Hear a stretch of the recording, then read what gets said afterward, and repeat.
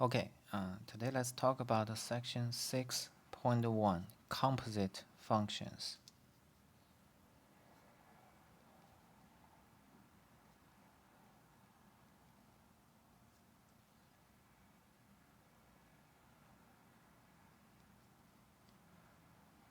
First, let's discuss why we need the composite function. So, to have a function, you actually have two sets. One is called the domain, and the other one is called the range. So, you have set 1, we call set A, it's a set. And it is mapped to set B, the range of F. Okay, it's like you have a job, you finish it. And once you finish this job, and you can start from your result and do the next job. Okay, so for example, the next job can be done for even bigger class of a set. And it's done under the rule G with the range D. So if you have a input X, you apply the rule F, you get F of X. It is inside B, of course, it is suitable for the second operation G. So you apply the second operation G to this input, Fx, you get G of F of X. So this is the idea of the composite function, because from the beginning to the final thing, we consider you apply two different operations step by step. So step by step application is a composite function. Okay, so this is a composite function because we apply F first and G second. So we write like G circle F of X, and we want to distinguish this composite function with a product of two functions. So we introduce this a small circle notation. Okay, so to make the definition precise, let's write on it here. So given two functions f and g, the composite function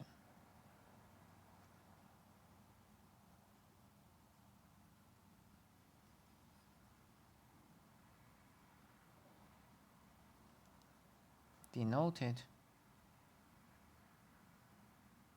by f circle g circle f, g circle f in our order. We read as f composed with we read this g composed with f.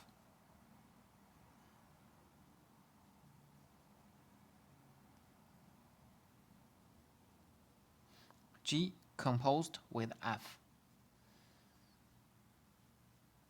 is defined by the following thing. G composed with f, this is a function, a composite function, evaluated at x.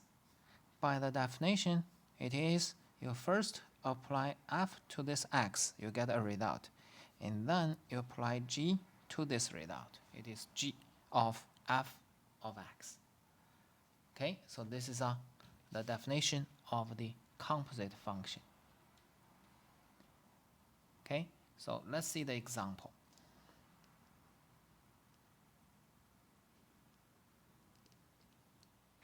So suppose that fx is 2x squared minus 3, g of x is 4x. Okay, and then let's see. First, find a f circle g evaluated at 1. F circle g, f composed with g evaluated at 1. Then check here, by the definition, you are going to have f of g of 1. Okay, so g of x is 4x, so g of 1 is 4, so you get f of 4. So this place, you get the number 4 here. 4 times 1 is 4.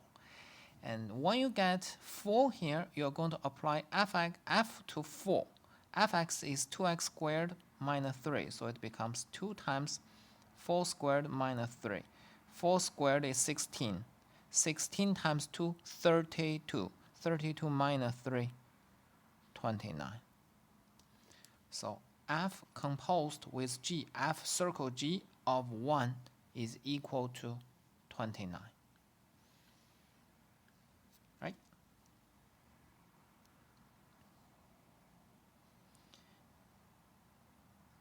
Second, let's switch the order. We compose g compose f. G compose f. G compose f is g of f of 1. You apply the closer function first. F is closer to 1, so you apply f first. F of 1, you see, when x is 1, 1 square is 2. 1 square is 1, times 2 is 2. 2 minus 3 is negative 1, so it's g of a negative 1. G negative 1 times gx is 4x. G of negative 1 is 4 times negative 1 is equal to negative 4. Okay, so every time when you try to do the evaluation, you actually only do one step evaluation. Here, you just copy this external expression there. You do not apply it because you don't know what is the input. You can only evaluate the internal stuff. The evaluation of the internal stuff depends on this expression of the function, the definition of the function. C, let's see, f composed with f at negative 2. Okay, f compose f, so it's f of negative 2. F negative 2, so you see here, the external function, you copy it. You're going to evaluate the internal function. F negative 2, negative 2 squared is 4. 2 times 4 is 8, minus 3 is 5. So you have to evaluate f5 to get the final answer. 5 squared is 25. 25 times 2, 50. 50 minus 3, 47. Okay? So this is our first example about the evaluation of composite functions.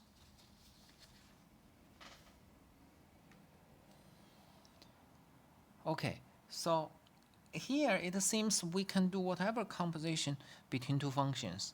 The thing is not that simple. We can do this composition f with g, g with f, f with f, or even g with g. It's simply because the domain of f and the domain of g is always the set of all real numbers. So if, for example, you have x, you map x by f to fx, but fx is not in the domain of g, then you cannot go proceed to the second step. Okay, so in order to proceed 2 steps, here it should make sense. So x in the domain of f, and second, fx is in the domain of g. Okay, so that's the condition for the possibility of the composite functions. So let's see. So x is in the domain of f, and fx is in the domain of g, then we can form g of f of x, which is g circle f of x. If either of the condition fails, you cannot form the composite function. Okay? Okay, let's see next.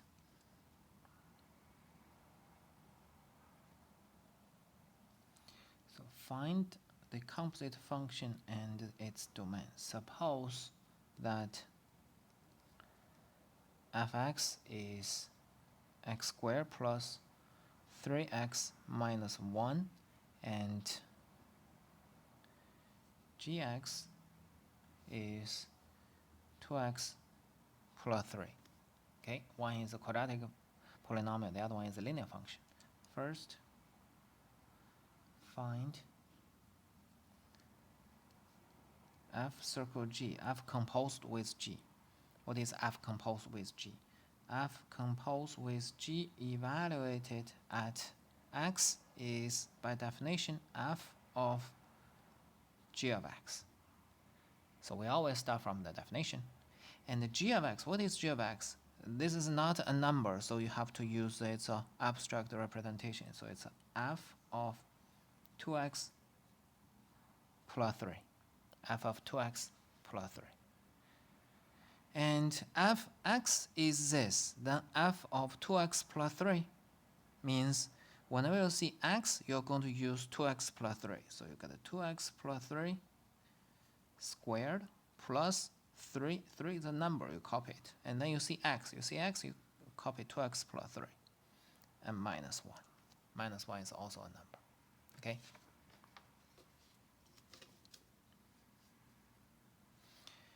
Okay, then you simplify it.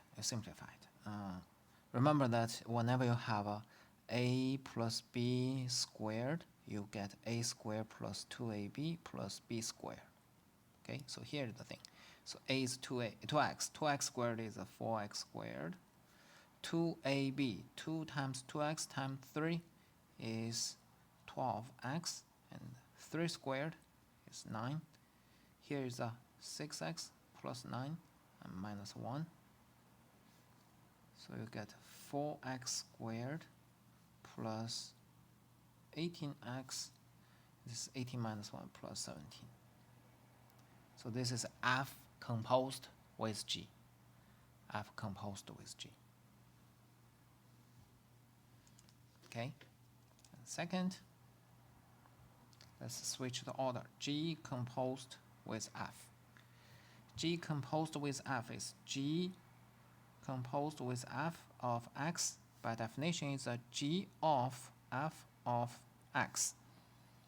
fx is x squared plus 3x minus 1. So it's you always, first step, copy the external expression and just evaluate the internal function, x squared plus 3x and minus 1. And then you see what is gx. Gx is 2x plus 3. So you're going to replace x by this big expression. So you get 2x, x is x squared plus 3x and minus 1, and plus 3. Here, plus 3. Constant, you always copy. You only change x to be this internal stuff. So we simplify it, it's a 2x squared plus 6x minus 2 plus 3 plus 1. So you see here, in general, let's see here. G compose F is not equal to F compose G. So this is not, we call it commutative. This is not commutative. You cannot change the order. Once you fix it, once it is presented or required in the problem, you cannot change by yourself. Okay, so that's the f composed with g, g composed with f. They are both polynomials. We know that the domain of a polynomials is a set of all real numbers. So the domain of f compose g and g compose f are both the set of all real numbers. Okay, so you don't remove any number. Okay, but let's see another example. In the case, we may remove some point. Okay, let's see another example. Find the domain of f compose G if fx is 1 over x plus 2, gx is 4 over x minus 1. Okay, so you have to satisfy two conditions. Remember, in the first in this part of a discussion, x is in the domain of f, fx is in the domain of G. So x should be in the domain here it's f composed with G, so we're talking about the domain of f compose G is the set that, okay, first x is in the domain of G. X should be applicable to G, and Gx is in the domain of F. Gx is in the domain of F because, check here, we are going to evaluate F at G of x. So G of x should be in the domain of F. Okay, now let's see. What is the domain of G? The domain of G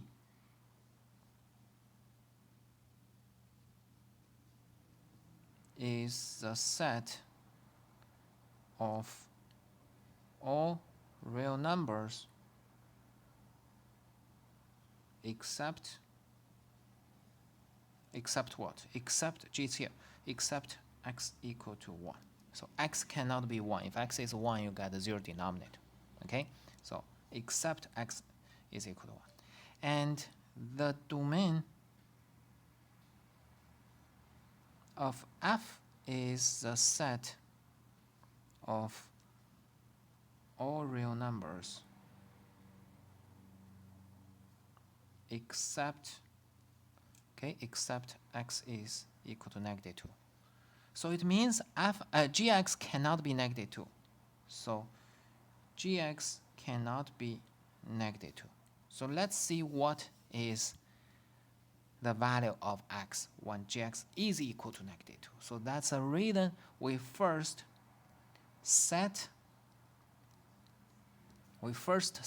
g of x equal to -2, and then we are going to exclude that. Okay, so we solve this. We multiply two sides by x minus 1.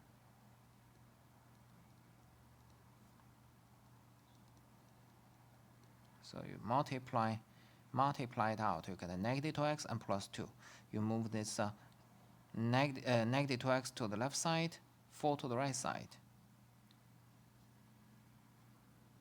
So 2x is -2, x is -1. So when x is equal to -1, g of x is -2. So we have to exclude.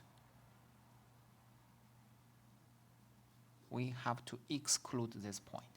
So what is the domain of f composed with G? So the domain of f composed with G is a set of all real numbers. The set of all real numbers except, first we accept x equal to 1. And second, we accept x equal to -1. Okay, so that is the domain. Except 1, except -1. Okay, so if you want to write it, you can write this way. All the real numbers, x is not equal to -1, and x is not equal to +1. So this is the domain. Okay, so here we do remove some additional points. And this -1 is from this solution of equation. It's not this -2. We don't say x is not equal to -. We say g of x is not equal to -2. And from here we find the -1. So you cannot just simply say, okay, x is not -1, x is not x is not 1, x is not -2. That is not correct. Okay, this 1 is included, but this -1 is from the solution. Okay, so be careful.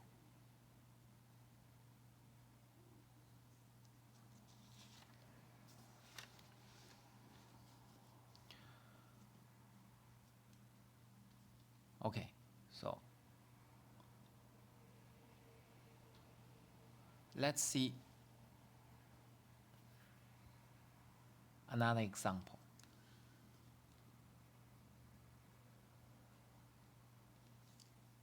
Example, if fx is 3x minus 4 and gx is 1 over 3x plus 4, show that f composed with g of x is g composed with f of x is equal to x for every x in the domain of f composed with g and g composed with f. Okay, so we mentioned in general these two composite functions are not equal to each other, but for this example, I'll just say for certain pairs you can exchange it, and also they are both equal to x. This is just a special example. Okay, it's not the general case. General case requires something more. Okay, so you are supposed to show something. So you cannot assume it's correct, because before you prove it or before you show it, you don't know if it's right or wrong. So you just compute and finally you get it. Okay, by the definition, it's f of g of x. External function is always copied, and then you put internal function here. So f of 1/3 g plus 1/3 x plus 4, and then you apply the f function 3 times x and minus 4. 3 times 1/3 is a 1, so it's x plus 4 minus 4 is x. So what you prove is that, or what you compute is that the f composed g of x is x. Don't assume it at the beginning. You just start from one direction and simplify it and get the other direction. From one side, after simplification, get the other side. That is the proof. Okay, and then let's check the other one. So g composed with f of x. It's a g of f of x. External function, you copy it. F of x is a 3x minus 4. And g of x is 1/3. So you get a 1/3 x. You see x, so you get 3x minus 4. This is x in the example. And plus 4. Constant, you always copy. Minus 4 plus 4 is, they cancel. You get 3x. 3x times 1/3 is x. So what did you do? You computed, and you get g composed with f of x is x. So now you can claim, or you can write down in the long equation. Okay, you can never assume the equality at the beginning. That's a wrong stuff. Okay. So now we have several examples. We know that whenever you have two functions, you can follow some steps and get the composite function. And sometimes you have a very complex function. You want to consider it as a composite function of certain simple functions. So, like decompose a complex function. So, this is the example. Find functions f and g such that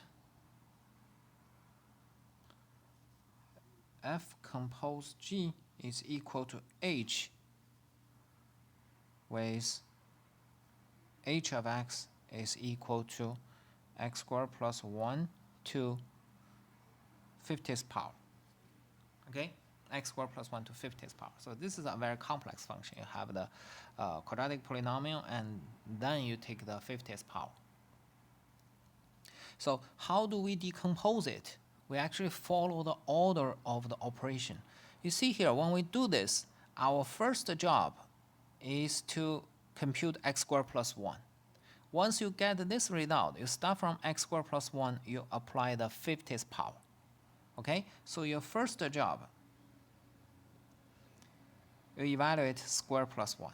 And second job, from here, you get 50th power. Let's switch the order. Here's F, here's G. Because in the problem, they want F composed with G. G is applied first. Okay, so first job, you compute square plus 1. You just check what is your first step. And then from the first step, you apply the second step operation. And this is the correct choice. So we will say, let gx be x squared plus 1, fx be x to 50th power. Here you see here, this whole thing is input. X squared plus 1 is input. So we replace this by x, unknown quantity, x to 50th power. Then h is f compose g. Okay, f compose g is of x is f of g of x. You see, f of x squared plus 1 is x squared plus 1 to 50th power. So first you apply g, and then you apply the 50th power. Okay, so that's the decomposition. Okay, so let's see one more decomposition. The decomposition can be the following.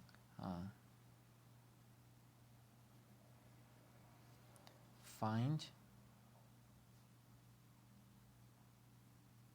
functions f and g such that f compose g is equal to h if h of x is 1 over x plus 1. Okay, so this is again a two-step operation. The first step, you add 1 to x, and second step, you flip it. So the first step, you add 1 to x, and second step, whenever you finish it, you're going to flip whatever you receive. So you're going to flip it. So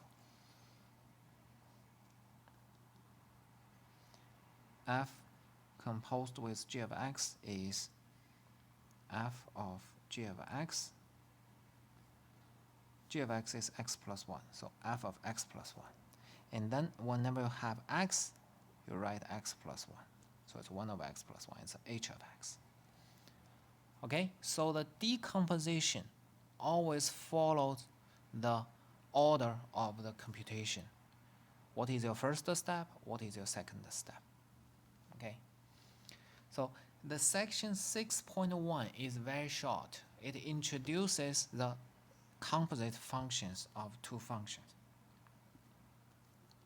So you just follow the order of the composite function, you will get the follow the order of the two functions, you will get the composite function. It's like a chain of operations. You get 1 step, 2 step, 3 step, 4 step. Okay, so you can have composite function among two functions, or three functions, or even more functions. It doesn't matter. It's just the number of the steps. Okay.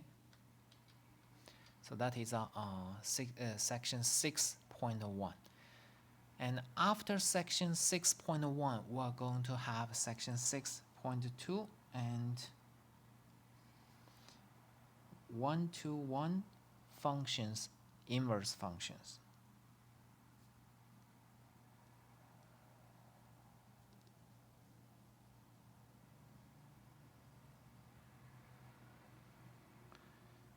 This is actually the discussion of the case we had. So this one, it's very special. You see here, when you compose f with g with f, they are always equal to x. So what is the idea? So you start from the first operation, you get g of x, and you apply the second operation, you go back to x. Okay. So what does this mean? This means you first have an x, then you apply f, you get fx, and from f you apply g, you back to x. So it's like back and forth operations. Okay, so this is the idea of the inverse functions. In order to have inverse functions, we must study the one-to-one functions. So what is a one-to-one function? You have a function. Function involves two sets.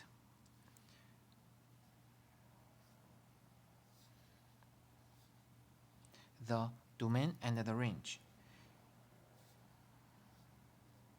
If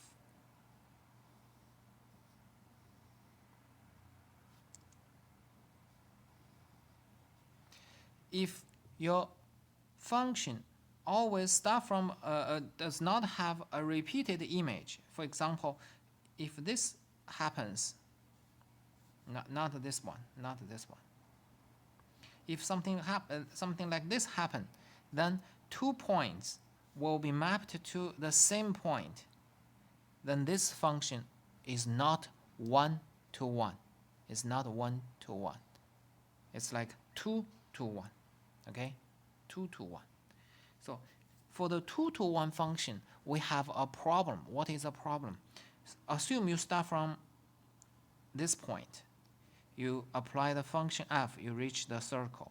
But when you and also this second point, second star is also mapped to circle. But if you want to go from circle back to the stars, you don't know, or at least you have no idea which star do you select. So there's no natural way to name the value for the circle if you want to go backward. Because it has two preimage. We call it preimage. You have two stars. They're both mapped to the circle. But when you go from circle to star, you cannot have two images. One circle can only have one image. So it cannot be defined as a function. Okay, so that's a property. The property we call it one-to-one property. This does not satisfy the property. If we use original solid line instead of a dotted line, we will see that the first star is mapped to first circle, second star is mapped to second circle. You can go backward. Here you go, it's preimage. Here you go, it's preimage. Every circle you can find its preimage. Okay? Definition. A function is one-to-one if any two different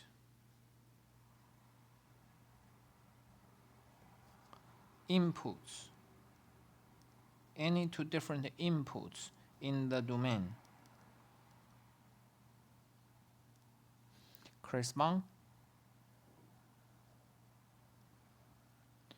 to two different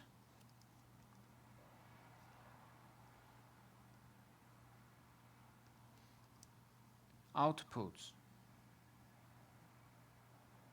in the range. Okay, so this is a definition of a one-to-one. Different input get a different output. What is different input? If x1 is not equal to x2, then it implies fx1 is not equal to fx2. Okay, different input implies different output. And from the graph, you can just see that if there are two arrows pointing to the same point, this is not one-to-one. This case is not one-to-one. If you use this solid line, it becomes one-to-one. Okay? So that's the definition of a one-to-one function. To get a one-to-one function, how do we know if it is one-to-one or not? We have a test called the horizontal line test.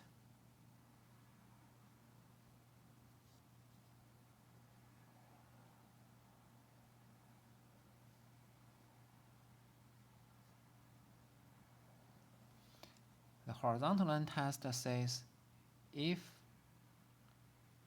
every horizontal line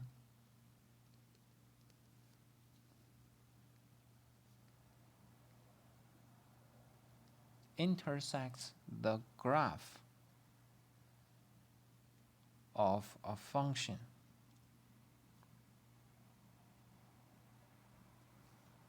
f in at most one point, it may or may not intersect the graph. If it intersects the graph, it has one intersection, then f is one-to-one. Okay, so check here. If you have something like this, you draw the horizontal line intersect the graph at 2 points. 2 points, but you know that the horizontal line, the y is fixed, y0. y0, but here you have x1. x1 corresponds to y0. x2 also corresponds to y0. Okay? Then this violates the definition of a one-to-one function. So this is not one-to-one. And if you have something like this, I'm sorry, not up. Then for whatever horizontal line, you have at most one intersection. Possibly there's no intersection point if you get too low. Let's assume there's no intersection point. This is also possible. This is one-to-one. Okay, the horizontal line test. Horizontal line test is applied when you know the graph. Okay, when you know the graph, you can apply the horizontal line test. If you don't know the graph, you will not try the horizontal line test. Okay.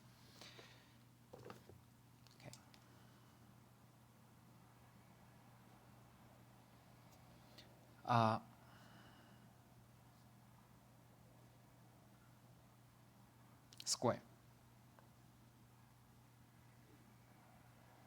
Square function is a parabola. Parabola, you see here, whenever you lift this horizontal line a little bit high, you will have two intersection points for one horizontal line. So this is not one-to-one.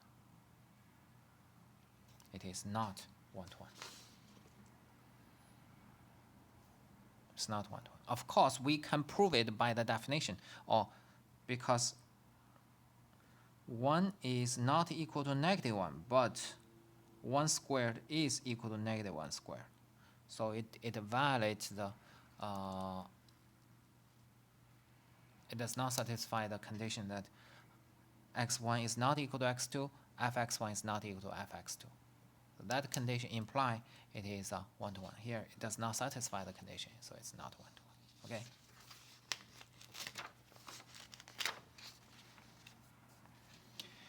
And if you have a cube function,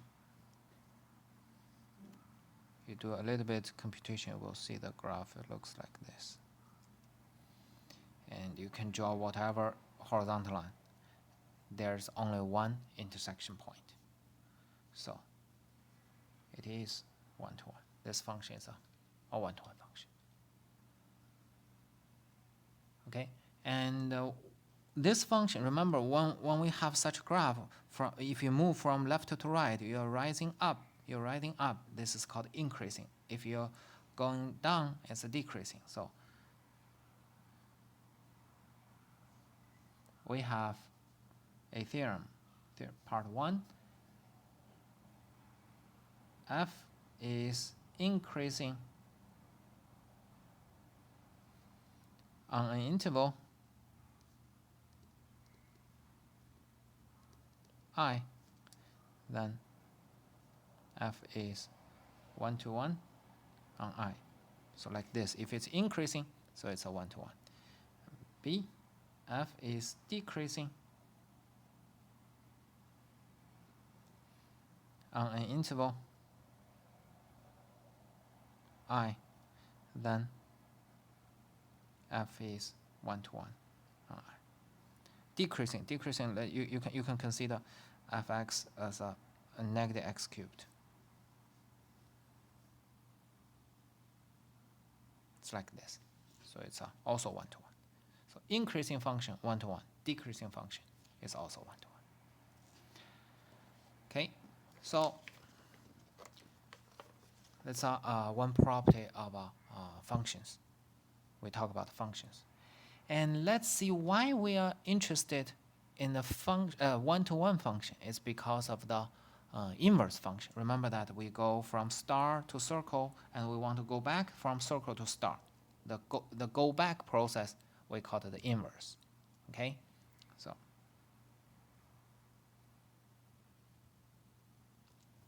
the definition. Suppose that f is a one-to-one function. Only one-to-one function can be discussed for the inverse functions. Then to each x in the domain of f, there is exactly one y in the range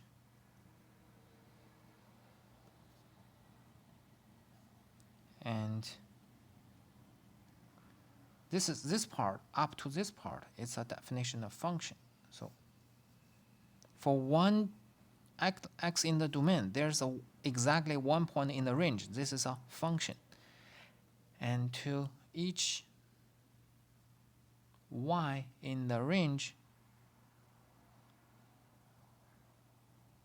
of f, there is exactly one x in the domain. This is one-to-one. This statement is a one-to-one. This statement is a definition of function. For x, there is a y. For y, there is x. Go back, it's a one-to-one. Then the correspondence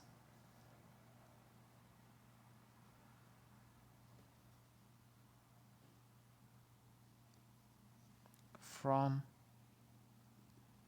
the range from y to x, the range of f back to the domain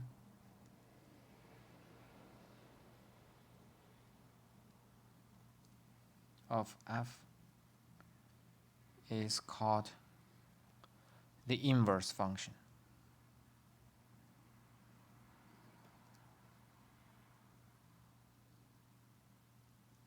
of f. The symbol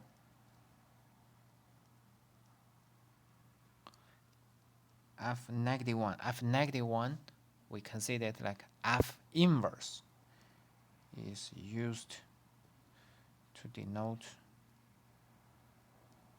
the inverse of f. Okay, so that's the definition of the inverse function. Okay, this definition inverse function. So let's see the example. Let's see the example.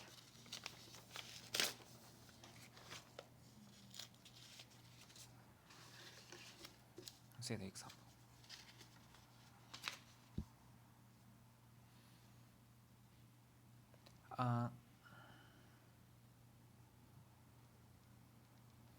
So first, one-to-one function.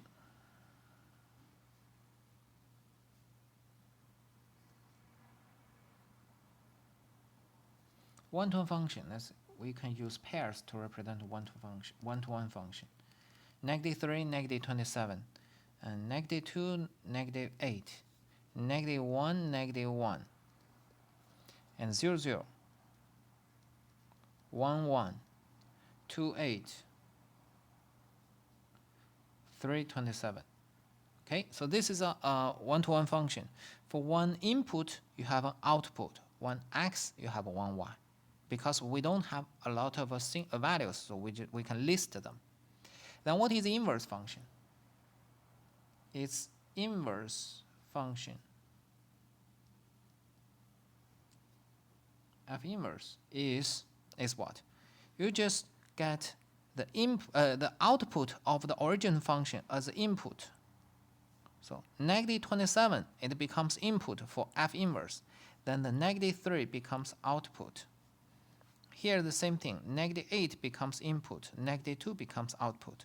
-1 becomes input. The other -1 becomes output. You actually switch them. And here 0, 0, you also switch them. 1, 1, you switch. And 2, 8, you switch, you get 8, 2. 3, 27, you get 27, 3. Okay, so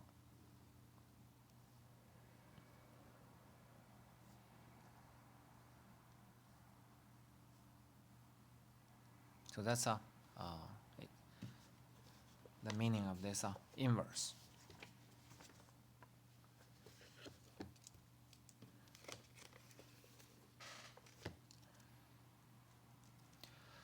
From the inverse function, you can see that the domain of f, this is domain of f, becomes the range of f inverse. And the range of f here, it becomes a domain of f inverse. They really exchange the domain and the range. Okay, we exchange it.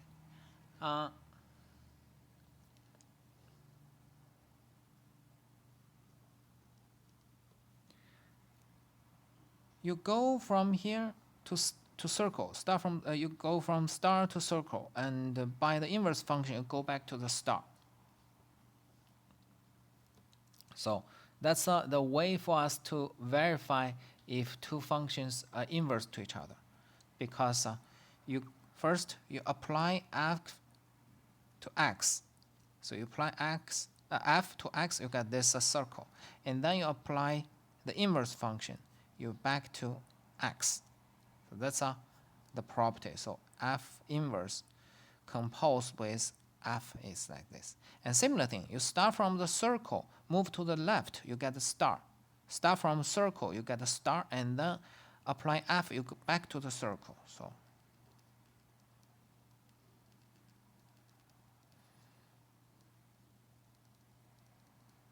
and the difference is that the star comes from this part.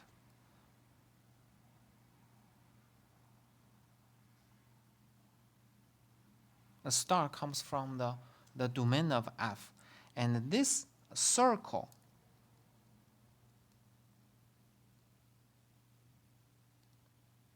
comes from the domain of f inverse. Even though we use the same symbol to represent, we both use x, but one x is from domain f, the other x is from domain f inverse.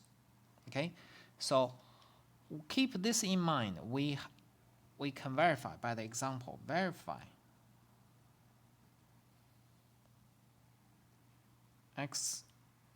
gx equal to x cubed, and g inverse of x is cube root of x, inverse to each other.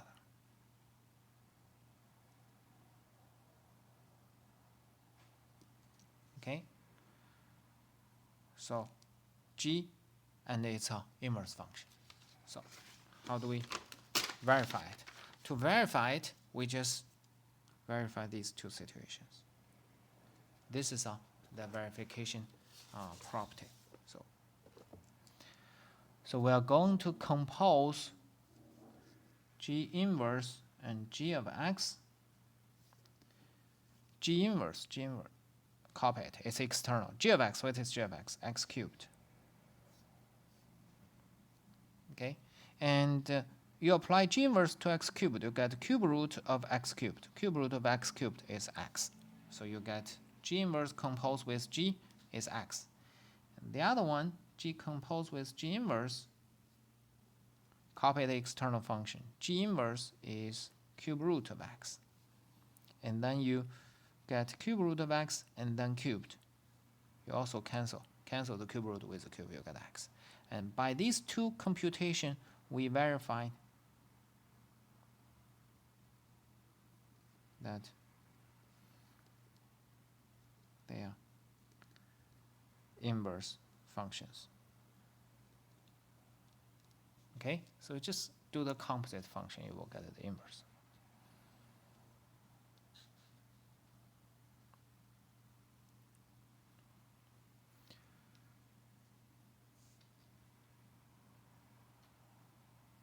Okay, and let's see another one example.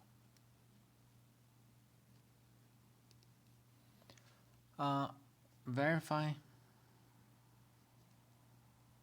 that fx equal to 1 over x squared has its inverse f inverse of x equal to 1 over x plus 1. Okay, we verify this function has inverse function like this. So how do we verify it? Do the composite computation. So you always first copy the external function, apply the internal function, and then you apply the external function to this internal expression. So 1 over whatever stuff here. 1 over means you flip twice, you're back to x minus 1. You flip twice, you're back to the original, and the plus 1. Minus 1 plus 1 is x. Okay, so you verify that f inverse of fx is x. But be careful here, this x cannot be positive 1. X cannot be positive 1, because when x is positive 1, this part is undefined. Okay, so x cannot be positive 1. And if we verify the other part, the other identity, f of f inverse, what is f inverse? 1 over x plus 1. So f of 1 over x and plus 1. And then you apply f to this expression. This expression is x here, so you 1 over x, this is big X, and minus 1. Plus 1 minus 1 is 0. So you get 1 over 1 over x. 1 over 1 over x is x. Okay, so we verify that the composite function f composed with f inverse of x is equal to x. But here, this x is not equal to 0, because this gave us a restriction. X cannot be 0. Here, x cannot be 1. So you see that those two identities, even though you have two identities, they are not they are not identical. They're both x, but here x is not 1. Here x is not 0. They have different domain. Okay, so we will stop here for this moment, and the next time we will continue the discussion about of these inverse functions, and we will study the graph of the inverse functions from the graph of the original function. Okay, we stop here. Thank you.